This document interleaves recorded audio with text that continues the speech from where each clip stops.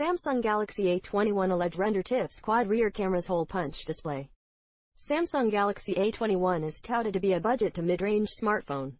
Samsung Galaxy A21 touted to be a budget to mid-range smartphone is said to probably come with a large chin on the bottom of the display.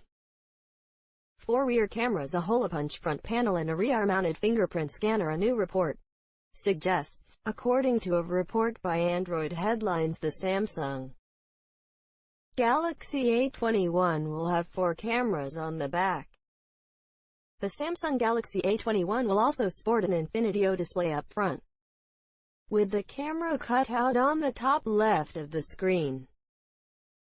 The report further said that the Galaxy A21 will include a dual LED flash on the right side of the camera and a rear-mounted fingerprint sensor, all of which can be seen the render shared by Android Headlines. Additionally, from what we can see in the render, Samsung Galaxy A21 will